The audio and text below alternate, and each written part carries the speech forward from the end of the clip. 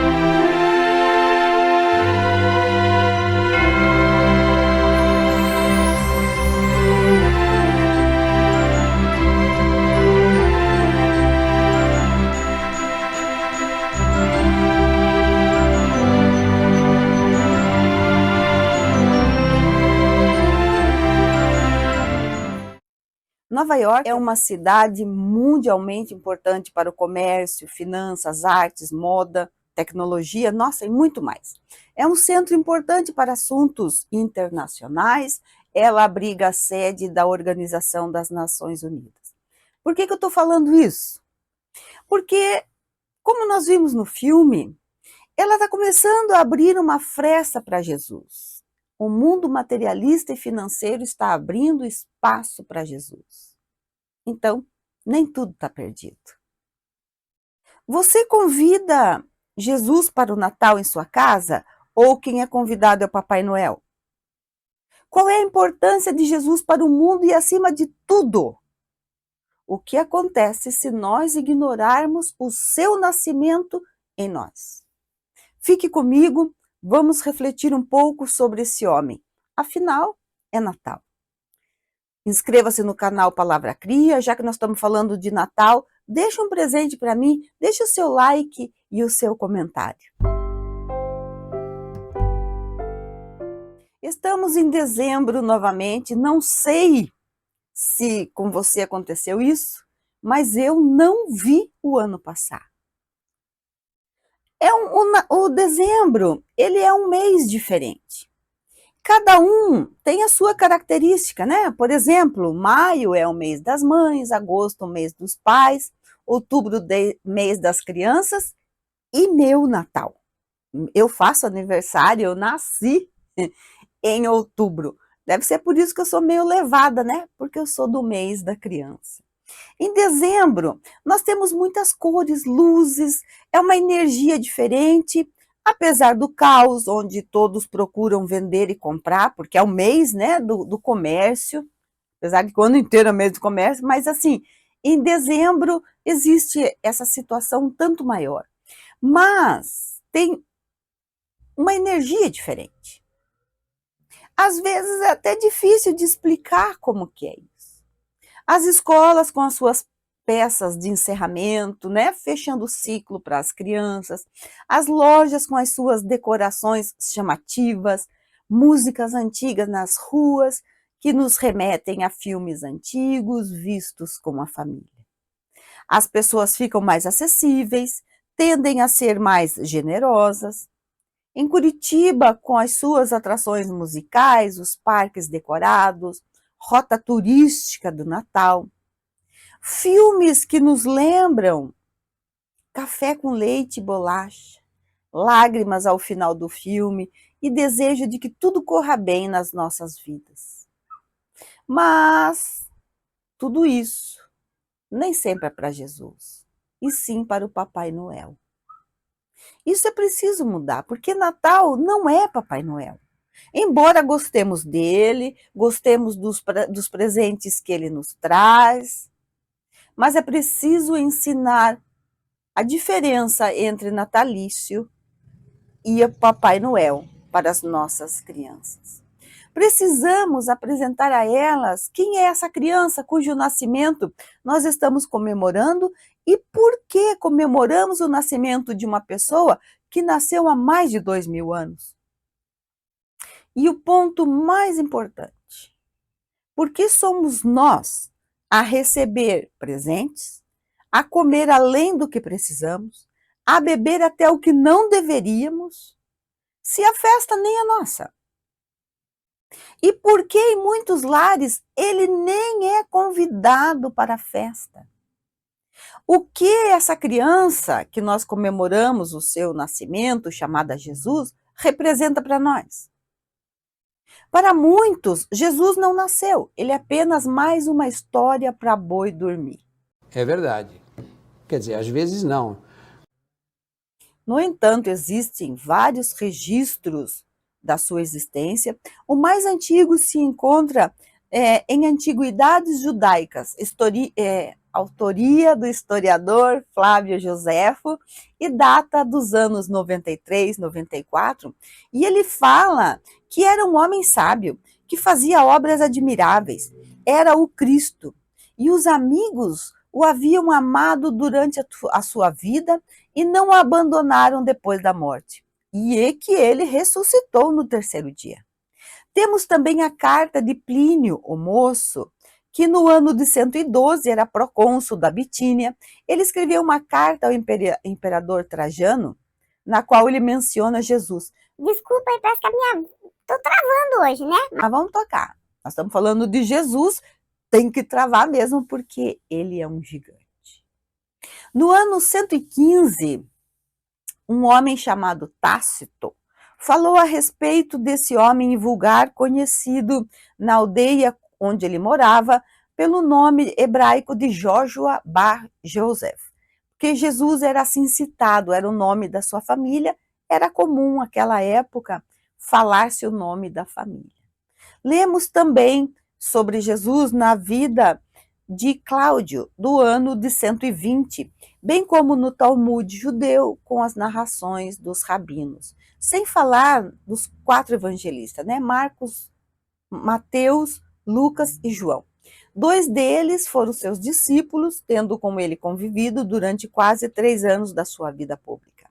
E é através deles que nós ficamos sabendo que Jesus exerceu o mesmo ofício do seu pai, o de carpinteiro. Era costume judaico que o homem fosse dedicado ao trabalho intelectual, tivesse também um modo de sobrevivência. Porque a questão dos trabalhos intelectuais nem sempre rendia dinheiro, né? Tinha, obviamente, mas nem sempre. E era sempre uma questão de ser precavido. Vamos lembrar de Paulo de Tarso? Nossa, aquele homem era um gigante, ele era um doutor da lei. Mas depois que ele se converteu, ele foi fabricar tendas, costurar tendas. Então era um modo de se ver que aquela pessoa, mesmo que ela tivesse um trabalho intelectual, ela tinha que saber um trabalho outro braçal, digamos assim, operacional, porque se acontecesse de ter um problema numa das suas áreas, ele teria outra para sobreviver. No caso, Paulo de Tarso, ele fabricava tendas. No caso de Jesus, ele era carpinteiro. Sabemos que Jesus não se casou, todo o seu amor foi canalizado para a sua missão. Em tempos em que as mulheres não eram contadas, nem no censo, elas não eram contadas, né? Elas eram tidas como mero objeto para os homens, e Jesus já, até mesmo diante dessa visão, ele já era um vanguardista, porque ele tinha para com as mulheres um sentimento delicado, ele as tratava como irmãs. Naturalmente, elas retribuíam, oferecendo-lhe a sua amizade, o apoio de que ele e os seus discípulos precisavam. Nós vemos, entre tantas outras, mas as que mais aparecem, Madalena, da cidade de Magdala, Verônica, curada da hemorragia crônica que tinha, Salomé, a mãe dos dois de seus discípulos, Tiago maior e João, e Maria, a sua mãe, naturalmente, Marta, Maria, outra, irmã de Lázaro, Joana, a esposa do intendente de Cusa. Essas são as que mais nós temos notícia. Jesus tinha uma natureza espiritual elevada, a ternura do seu coração, que ele expressava em doçura infinita de poesia, numa época em que o homem ele era seco, bruto, no todo, mas assim, com a mulher em especial, realmente era só para procriar e para dar prazer. E Jesus, ele já tinha essa visão diferente da mulher. A mulher, ela sempre foi colocada no pedestal, no sentido de ser importante, de ser tão importante quanto os homens. Isso hoje, graças a Deus, apesar de algumas dificuldades, nós mulheres já estamos nesse patamar quase que de igualdade. A gente sabe que não é verdade, mas nós já somos vistas de uma outra forma. Mas naqueles tempos, não. Mulher não era nada, não tinha valor. Veja que no censo elas não eram contadas. E para Jesus não era assim. Então, Jesus viveu, ele nos ensinou a humildade, o perdão, a caridade, a abnegação e a justiça. Ele não só ensinou, ele viveu isso. Ele deixou ensinos como aquele que se humilha será exaltado, o que se exalta será humilhado. Perdoai e sereis perdoado. Amai os vossos inimigos, fazei o bem aos que vos odeiam, orai pelos que vos perseguem. Sedes perfeito como vosso Pai é perfeito. É o convite que faz a todos nós. Tudo o que ele nos ensinou eram sem práticas exteriores. Tudo era embasado no sentimento do coração. Em toda a história da humanidade, houve homens que escreveram excelentes máximas. Houve também homens virtuosos que nada fizeram para com a virtude que tivesse continuidade para o mundo. Por isso mesmo Jesus ele é inigualável. Ele falou e agiu apresentando a sua doutrina em palavras e obras. Ele é o personagem histórico sobre o qual mais se escreveram livros, compuseram músicas, pinturas. Ele é Jesus, o Cristo. Só mesmo um espírito tão grande quanto o Cristo poderia atravessar os séculos e prosseguir lembrado. Foi tal a revolução que promoveu no espírito humano que a Terra o recorda ano após ano. A sua revolução não utilizou armas de fogo, ferro ou aço. Ele usou o amor e a bondade. E já que estamos falando em bondade, já que estamos falando num mês que as pessoas por si só se tornam mais bondosas, aproveito para pedir que você use da sua bondade, deixe seu like, ele me ajuda muito, e se puder deixar um comentário, é melhor ainda. Ele nasceu, tornou-se criança, adolescente, homem e viveu com os homens, demonstrando através de pouco mais de 3 décadas que não importa as circunstâncias, quem deseja ser bom pode sê-lo. Ele, que era grande a ponto de dizer, eu e o Pai somos um, traduzindo, ele disse que era um enviado de Deus para nos ensinar sobre Deus, mas que ele não era Deus. Ele não se importou em nascer em um berço de palha e a trabalhar na carpintaria do seu pai terreno, José. Senhor e mestre, em cada momento da sua vida, ensinou, pelo exemplo, testificando que o bem vence o mal, a luz vence a treva. Há mais de 2000 anos são passados desde a sua vinda à Terra. E quando decidiremos seguir os seus ensinos? Gente, 2000 anos e nós ainda não conseguimos. Porque o mês de dezembro nos traz grandes envolvimentos, mexe com o nosso sentimento, seja alegre, festivo, triste, preocupante, enfim. O Natal é um sentimento diferente em cada um de nós, mas as festividades passam. E o que sobra? Mal abrimos os presentes, comemos ao ponto de passar mal, bebemos para ficar pior, esquecendo, inclusive, aqueles que não tiveram nem o que comer na noite de Natal. E já começamos a pensar na festa de Ano Novo. Mas Natal é só isso? Comida, festa, reuniões, barulho, algumas brigas na família, os novos desafetos, reclamação dos presentes que não era o que esperávamos, um corre-corre atrás da nota fiscal dos presentes para podermos trocar, afinal não queríamos nada daquilo que foi comprado. Foi comprado inclusive até com um pouco de raiva, né? Porque afinal tivemos que enfrentar loja cheia, filas quilométricas no caixa, passamos raiva, gastamos o que não tínhamos, nos endividamos para o ano e agora quem vai ganhar ainda vai trocar. Foi isso que sobrou do Natal? Se o nosso Natal não tiver calor, mensagens positivas, união de corações que se amam, se os nossos desejos de paz não forem verdadeiros, nada ficará em nós, a não ser a frustração. E se nos sentirmos assim depois das festividades, que fique bem claro em nós que o nosso Natal foi apenas comercial. Nada ficou do aniversariante em nós, nada ficou de Jesus. De que vale um Natal assim, se ele não nasceu em nós? Foi só um desgaste. Pense o que você quer do seu Natal. O que você quer dar das tantas mensagens de paz, de bênção?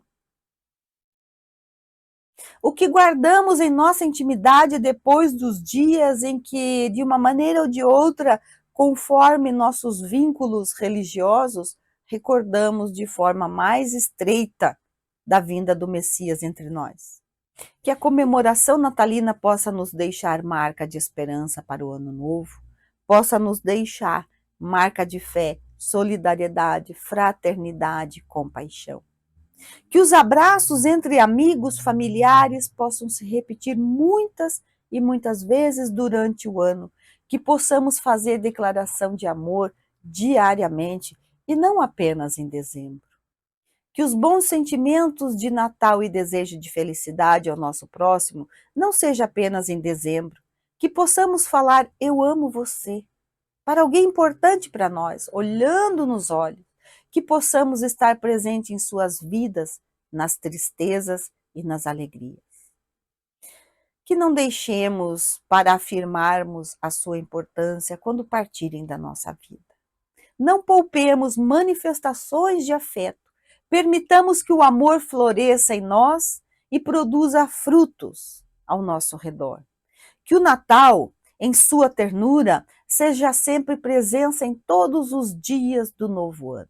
Se conseguirmos manter a alegria do Natal em nossa vida durante todo o ano, isso nos levará à renovação do mundo, porque nós fazemos parte do mundo.